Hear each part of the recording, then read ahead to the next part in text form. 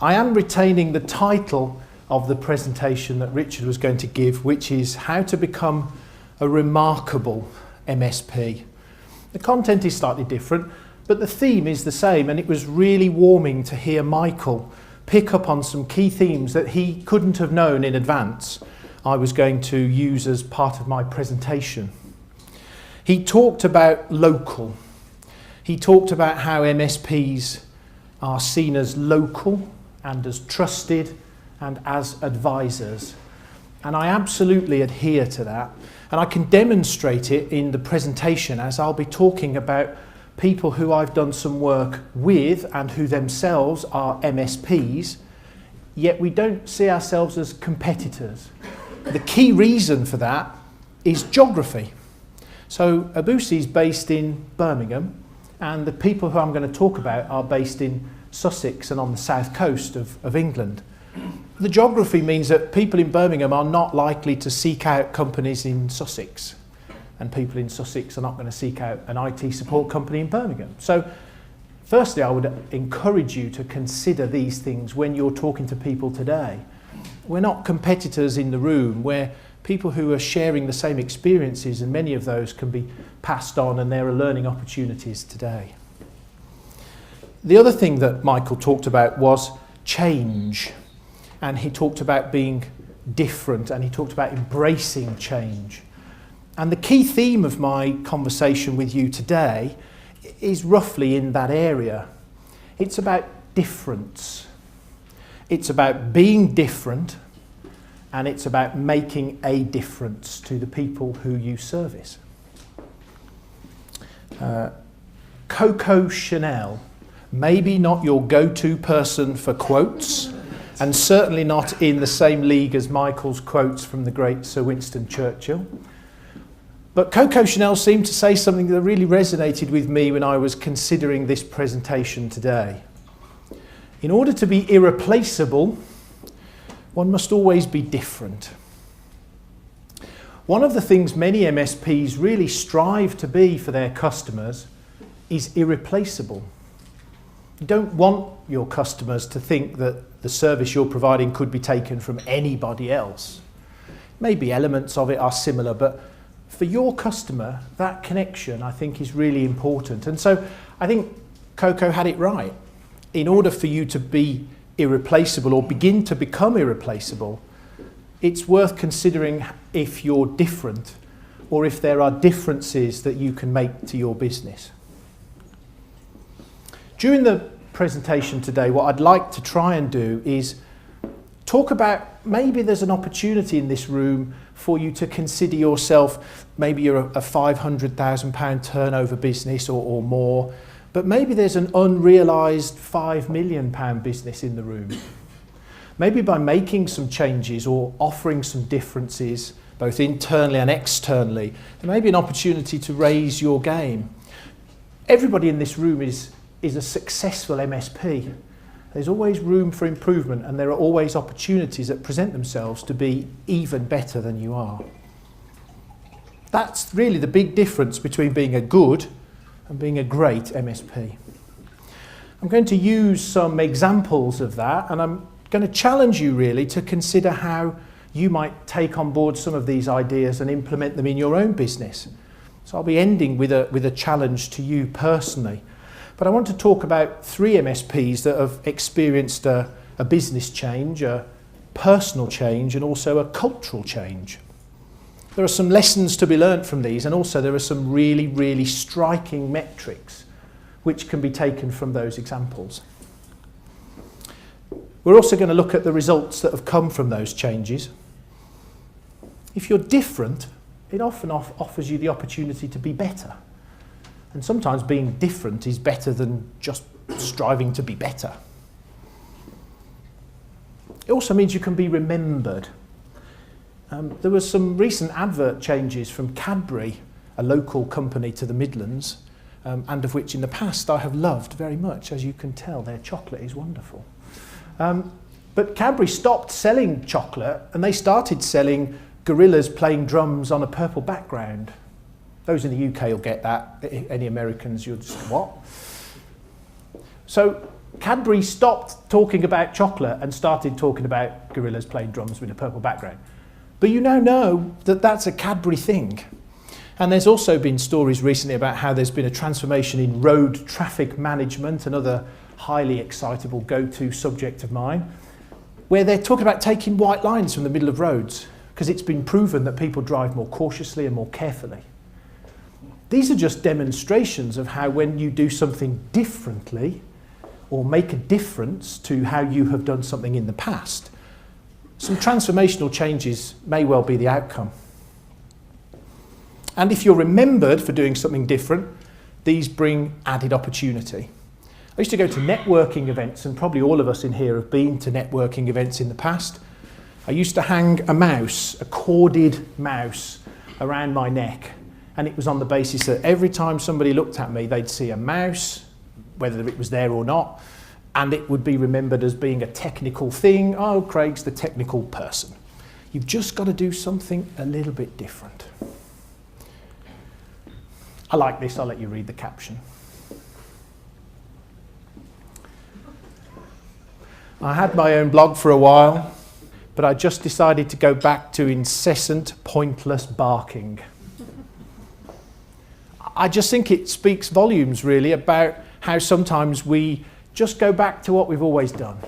We just go back to what we feel comfortable with and what we feel safe with and what we feel might have worked in the past, and comfort and safe things are good, right? Well, maybe a bit of difference can throw things around as well. The first company I want to use as an example of how difference has actually had a significant effect is a company called Flying Fox IT. Any of you who are in this part of the world may be aware of Flying Fox, headed by a guy called Jonathan Fox, so it's not just a clever name. The background for Jonathan is that he, like most people, was a pretty good MSP down on the south coast with a strapline of "We do IT support for SMEs in East Sussex." You could probably substitute that for many other IT companies throughout the country. We do IT support for SMEs in Bradford or Reading or Exeter or whatever. He'd been successful, but he'd had good times and he'd had bad times. He'd expanded, he'd contracted. And he just decided he wanted to make a fundamental business change. The process that he went through to make that change was that he wanted to identify a niche market.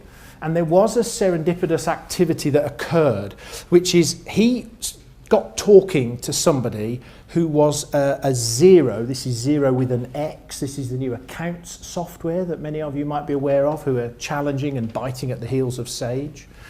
He was talking to somebody that had become a real advocate of Xero, and they'd invited him along to one of their XeroCon events. It's like Comic-Con, but it's rather more boring because there's accountancy people there. Less costumes at a XeroCon event. And so he kind of thought, hey, you know what, let's go and have a look at this XeroCon event. It might be interesting. And so he found this new, potentially niched market and went along with pretty limited expectations.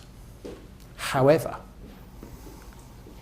at the event, he was the only IT company in a room of 400 people. He was the only person who could actually implement any of the things that many of the people at the event had gone along to find out about. I'd say that was a pretty well identified and underserviced niche. And he left that XeroCon with 21 new opportunities, of which all of them were 4 or 5 figure sums. I'm just going to let that settle for a moment. So if each of them was £10,000, he had 21 of them as an average.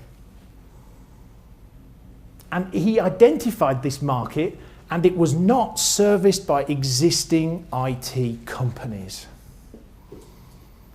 He kind of struck gold. But he didn't do it by accident. He'd already identified that he needed to find a niche. He needed to break away from the traditional services that were being provided by a traditional MSP.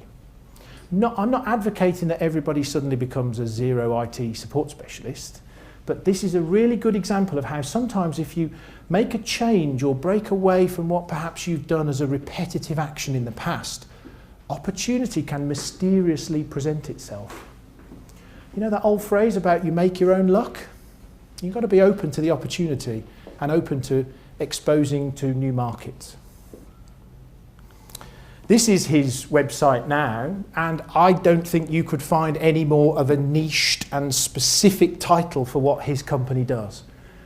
He provides IT support for zero certified accountants, bookkeepers, and their clients. I just think that's brilliant. Because straight away, you've identified your market, you've created a much simpler marketing approach for your own business. If your business is modest in size with modest marketing budgets, you can straight away target at specific markets and not just be throwing marketing money in every direction. So we take away from this the first lesson about difference, which is don't be afraid to do something that's different to what you've done in the past. Just because the past has worked, it doesn't necessarily mean it's going to work in the future. And Michael's core theme was the rapidity of change. It was how things change so quickly that often you can't keep up. And so things that worked 5 years ago probably won't work in 5 years' time. What I will add at this point is that there is an allowance for questions at the end, and I would encourage you at this point, if you have questions, to note them down, and I'll be happy to answer any questions about anything I've spoken about or these specific companies near the end. So Flying Fox IT identified a niche, went and looked at it, found it was poorly serviced, made a change in their business. They now trumpet that change on their website. The next example is where someone has done this. They've decided to think big and dream big, and there's nothing wrong with that. This is a company called Southern IT Networks. They're interestingly based not a million miles away from Flying Fox IT, near Eastbourne. And Southern IT Networks is headed by a guy called Michael Freeman. And Michael lived a life that I suspect nearly every MSP owner in this room can understand and may well be living today. He was a CEO with virtually no holiday. He worked really long hours. He was way too integrated into the business. And he needed to make a fundamental personal change. And I think most of us in the room, and those when you go to IT events of this nature, will find the vast majority of the people in that room have developed in a similar way to this. When you work in a technical environment and you then find yourself running a business, it's kind of like that. You sort of start off as a technical person and then you accidentally go, oh wow, I seem to be running the whole thing now. How did that happen? And you kind of work in the same way that you did before. So you just put in increased hours, you just do more. You don't, an old BT, which was mentioned earlier, an old BT phrase is work smarter, not harder. So Michael's approach was, I need to be a bit smart about this. Constantly putting in hour after hour after hour is not going to work. It probably lead to some sort of health problem, or at least lack of holiday and grief from his wife and his kids and everybody else he knows. So the process that Michael undertook was a personal journey, but it focused very much around himself first. The difference that he made was he did not want to be as integrated into the daily business of his business as he had been up to that point. What he wanted to do was develop new skills and begin to move himself out of the daily activity of that business. He's not looking at every ticket that comes in. He's not managing every purchase that goes on. He's not getting involved in the daily activity. What he was then able to do was empower and delegate to staff many of the tasks that he had done in the past. It brought about a cultural change within the business, and that cultural change spread to things like deciding to move to new offices. He felt that the offices that they were in were quite modest, and in a way they were a physical manifestation of the modest aspirations that the business had had.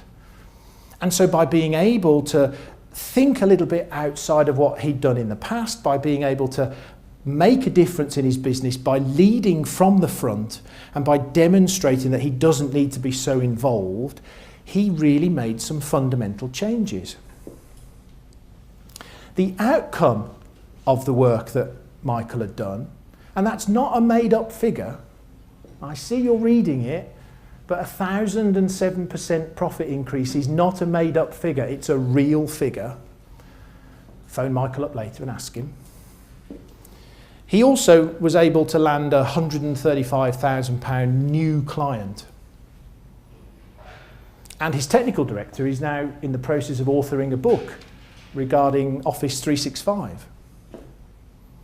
Now, that came about because Michael himself wanted to make a fundamental change in his business.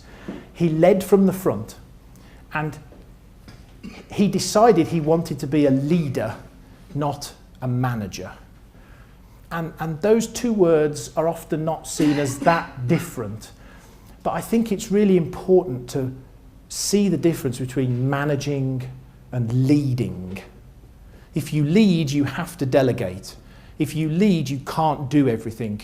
If you lead, you need to be able to empower people to make decisions for themselves. In essence, you have to let go. So to make a fundamental change in your business and to allow it to move forward, there has to be an element of letting go. The question and the challenge I put to some of you today is, can you? No one's saying you have to, but the question is, if you want to make some differences and some changes in your business, then maybe you ought to. Sometimes if you hold on to something too tightly, it can get strangled. And I have seen IT businesses that have just reached a certain level and have never got any further. And if you analyse it, it's often down to the fact that the person running that business is not happy to let go, is not happy to release some responsibility, to release some ability for people in their business to be free from the constant interruption of their involvement. And they really just have to let go and give those employees the training and the empowerment that they require. For after all, we all know if you don't make any change at all, you will effectively go backwards because the world will pass you by. And as Michael said, the world is passing you by at an increasingly frequent and fast pace. Michael mentioned an excellent point about training earlier. He mentioned that there's a fear in the IT industry that you train your staff really well and then they leave. Well, think of the opposite. What if you don't train your staff and they stay? That's kind of as scary as training them and then leaving. If you just end up with the same people sat at the same desk with the same level of skill, doing the same job for the next 10 years, well, frankly, I'm not sure you'll last 10 years because the pace of change will have moved so quickly. Even today, in 2006, we're only 10 years away from when the small business MSP community was still embracing Microsoft's Small Business Server. And probably in 2006, we hadn't had SBS 2008. You know, just think now, Small Business Server 2003, sitting in people's offices, working, the technical skill required for that, the level of involvement, all that kind of stuff. Just 10 years later, with cloud and other solutions, those kind of technologies are really starting to feel a bit old. There may well be people in the room that have those kind of deployments, and that's fine, but you're probably looking towards cloud or beginning to migrate. That's just in a 10-year period. And if we take Moore's law, things increase exponentially over time. So the next 5 years will be as much of a change as the previous 10.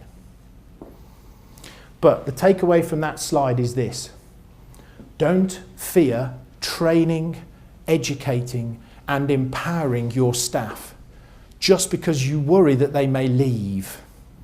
The biggest fear is that you don't train them and they stay. That's the thing to be mindful of. And Southern IT have a website which, again, very crisp, very clean, really trying to get across the fact that it's a company that is designed to be that trusted partner that Michael was talking about earlier.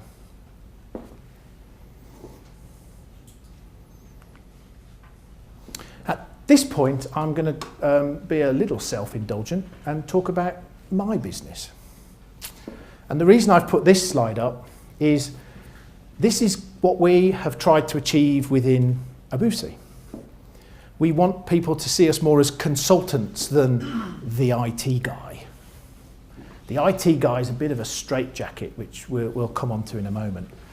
But this slide hopefully demonstrates that within that role of being a trusted advisor or a consultant, there are many different ways that you can help through knowledge and service and operations and offering solutions.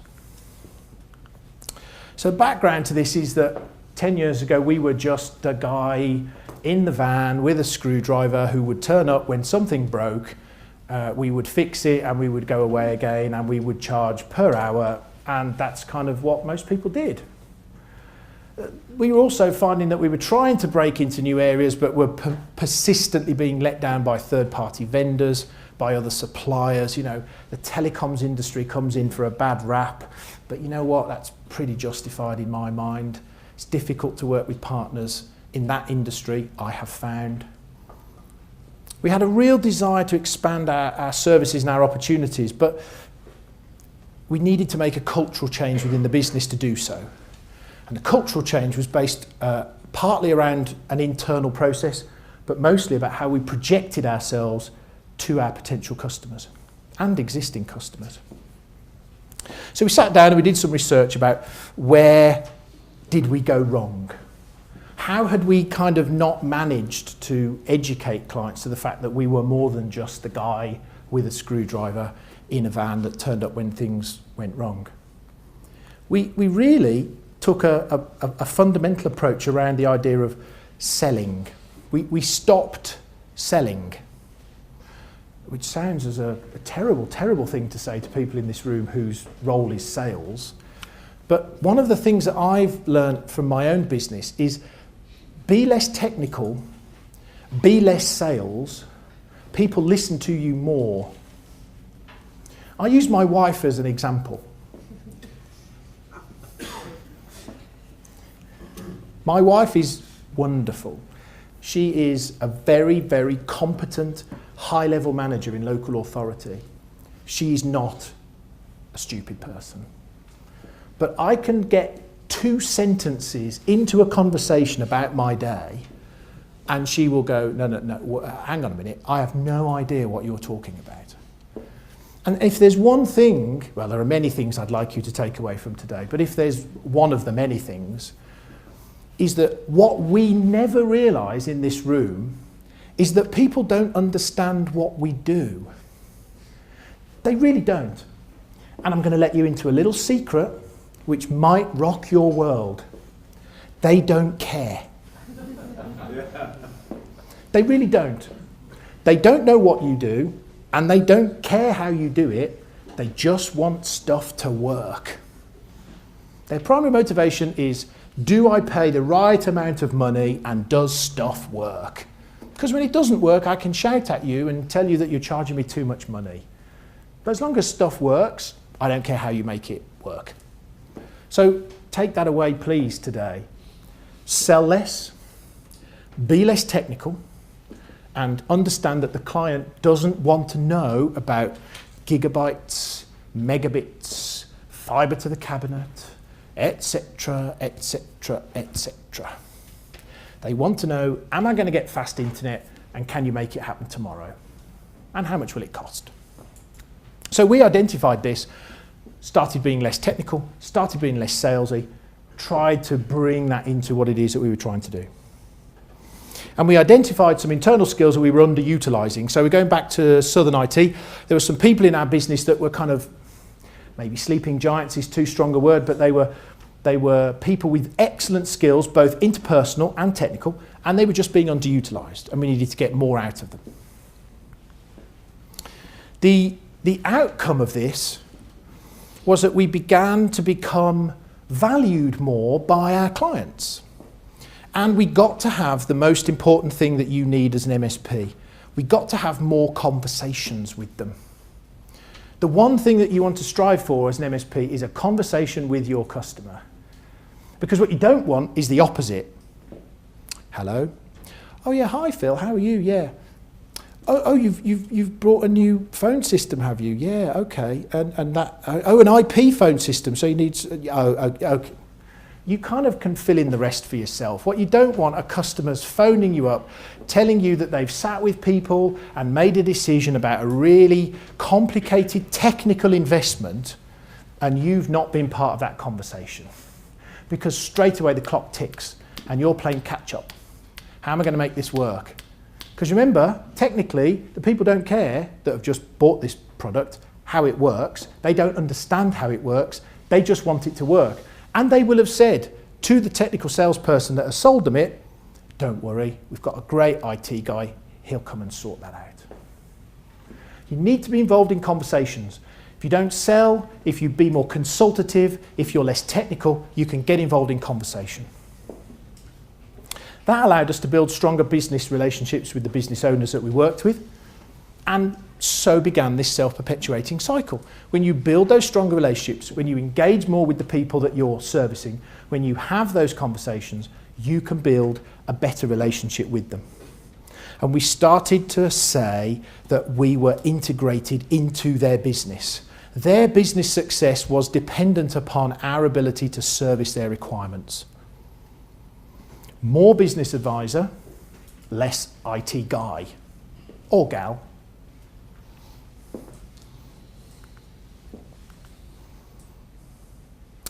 Part of the process to do that happens before we even engage with a new customer. The excitement of gaining a new customer when you've had an opportunity, be it an online inquiry or a telephone call or a referral, the desire to rush into the prospect, sign them up really quickly and feel comfortable that you've secured the business is almost too much to resist. But try. Because that period just before you sign them up is the most valuable opportunity that you get to define how you want to work with them, but it's also the most important time that you can explain to them how you'd like them to work with you. And I will be honest and say that I visited prospects and declined the opportunity. Gasps from the salespeople in the room. How can you decline it? It's really easy, because you look at them and you go, you're going to be an absolute nightmare. Thank you very much for the opportunity, Clive. It's been lovely. I've learnt so much about your business, but on this occasion, I'm really sorry. I'm going to have to decline the opportunity. Now, a couple of things will happen. Firstly, more often than not, they don't care. Remember the thing I said earlier? They don't care. The reason they don't care is because you'll be one of 7 people they'll be seeing that day. They probably will have already made a decision based on price. And in my book, if you're making a decision as a service purchaser based on price alone, then you're definitely not somebody I want to be speaking to. And so they'll just go to the other 6 and go, which of you is the cheapest? I'll buy you, thanks very much, problem solved. Michael, sorry to keep referencing you, Michael, but I think it's important. Michael said earlier about how it's important to build the relationship. It's important to be seen as trusted. There's nothing more trusting than declining an opportunity. People will remember you. And if they go to a partner that doesn't offer very good service, that was cheap and easy at hand, and it doesn't work, they might phone you back later, and then you can have another conversation with them and see whether there's anything you can do to kind of meet in the middle. But it's important to explain to people when you first engage with them that you want to be their IT partner, that you want to talk about things that are ongoing, that you want to invest in them, that you want them to understand that what you're there to do is take away the daily drudgery of their technology problems. And I want to be as broad as that and to not focus solely on IT problems. Because nowadays, with bring your own device, with voice over IP, with cloud-based services, you are going to get involved in conversations that aren't just about network infrastructure, PCs and laptops. That's a really small part of what we do on a daily basis. We'll always have the problem of Maureen in accounts who can't get the printer to work. That's always going to happen. Maureen in account. I use Maureen in accounts as a go-to person. I bet there's every company in this room has got a client that's got a Maureen in accounts. He's just a kind of ordinary kind of person. And you can picture what that person is. Or it might be a Derek in accounts if we're not being gender stereotypical. But they'll always phone up with a printer problem, and it's usually because they haven't closed the lid properly. It's something really simple. That stuff's going to happen, and there are ways in which you can try to reduce the cost of support. But what you want to do is not be seen as just the people that do that. You've got to have conversations. You've got to be different to the people who are possibly in your same market sector. Being in Birmingham, there's a lot of IT people. We've got to try and be different to them. So the benefit of taking that approach, the benefit of saying to people, we want to be in conversation with you, we want to be your partner, we want to invest in you because your success is our success, has allowed us to do some things. One of them is this conversation that's been going on in the industry for a number of years about the convergence of voice and data. And everyone's talked about it, and some people have done it, but not that many have. We have 70% of our clients who have a voice over IP system which is installed and managed by us. You can see that I don't really get on very well with telecom partners because we've kind of taken all their business away. If you own something, you can manage it better. If you own something, you can improve it for someone in a more straightforward way. If you own and manage something, the customer sees better value from you as the partner. Managed print companies are coming to this quite late. Managed print companies are knocking on the door of people like us because when they go and put a photocopier or a selection of printers into a business, they have an opportunity to touch about 5% of that customer's technology spend. Printing.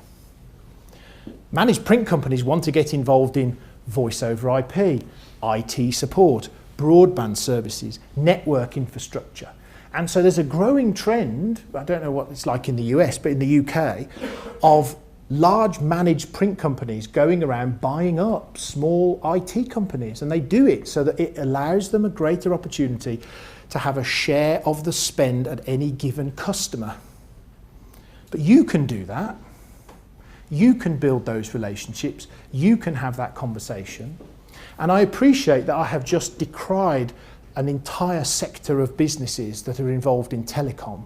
But if you don't have the skills in-house, find a good partner and partner with them and build those relationships with your customers to say, we do more than just look after your computer and Maureen in accounts printer problem. We do this and we do that and we can do all of these things. It's all about demonstrating that you are no longer a commodity service. If you're a commodity service, you can be replaced tomorrow.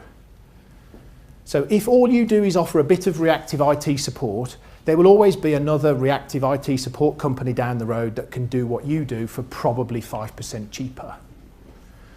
If you're a trusted advisor, if you're somebody that's having conversations with customers, if you're getting involved in early decision-making processes, that's a relationship that's really, really difficult to break. I'm not saying you won't do anything that might make that happen. You could just end up doing something really unfortunate and catastrophic, but hey, these things can happen.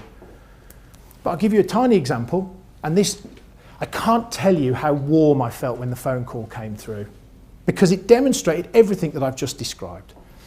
We have a large telesales company, 25 people, based in the centre of Birmingham, and I got a call on a Thursday afternoon. Hi Craig. Hi Richard, how are you? Yeah, I hope you don't mind me asking, he said, but we're thinking of moving offices. Oh no, I hope the next sentence isn't, and we're moving next Tuesday, because I've had that as well. But we're going to look at a prospective premises tomorrow, Friday afternoon. I wondered if you might be available to come with us and offer your expertise about what's missing, what we might need, and what we might do to make it work for us. I put the phone down and skipped through the office like a young lamb, which I won't demonstrate here. Now that was so heartwarming to me. Clearly I need to get out more if that really excites me, but it was just really good to know that the customer understood what it was that we can do for them and wanted us to get involved at an early stage. And it was exciting to have that conversation, because I have been in situations where clients have phoned up to say, we're moving a week on Tuesday, can you get everything sorted for us? I'd rather have the first conversation than the second conversation. And that's our website. And I've talked about difference today. It's almost the first thing on our website. We're proud to be different. And when we had our website redesigned a couple of months ago, the one thing I said to the design team was this: I will strangle you if there's a picture of a comms room, a network switch, or patch leads anywhere on the website. And there isn't. There's thought-provoking, sensible, I think quite clever ideas on the website. And we promote the difference. We promote being different. So at this point, there's a really dull slide which asks if anybody has questions, as it offers me the opportunity to have a drink. Does anybody have any questions? It's all right, I'll only ask you to come up to the front and address them to the room, so don't be afraid. Sir, man with the black jumper on. Could be anybody. Do you charge for seeing the customer, or do you build that into your part of your IT services? I never charge to go and visit a customer. I certainly never charge to go and visit a prospective customer. And we take a view. Again, maybe no one's ever explained this, but this is something which I say to customers. So I'm never afraid of this.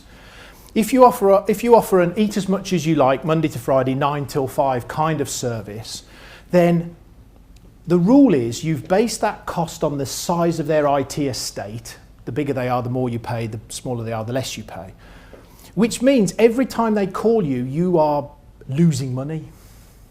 So actually the trick is to try and reduce your cost of support to the point that the calls that come in are either very, very serious or, relatively low level and conversational. So what we try to do is make sure that we're so proactive that most of our engagement with the customer is not, can we fix this? Can we solve this? Can we deal with it? It's more, can I have a conversation about, here's something I've noticed, would you like to see if there's a service we could help you with that? And there's a myriad of things which gets your foot in the door, but there's a lot of compliance issues with legal and financial people, email signature compliance, archiving compliance. These are kind of really, okay, they're quite dull conversations, but they're still important to the customer and they're fee earning. So what you want to do is less more in an account printer problem and more, can I have a conversation about fee earning? And then to build on your question, you build a cost into the service that you've then had a conversation with them about so that you don't charge to have the conversation. Hopefully that answers the question. Anybody else?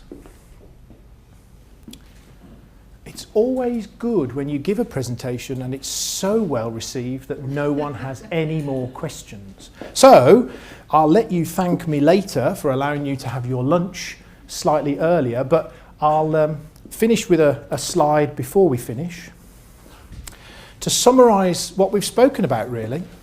So the lessons that we take from today's presentation. I apologise, I led you to think we were about to finish and you've had to stand up. Sorry. Being different is good.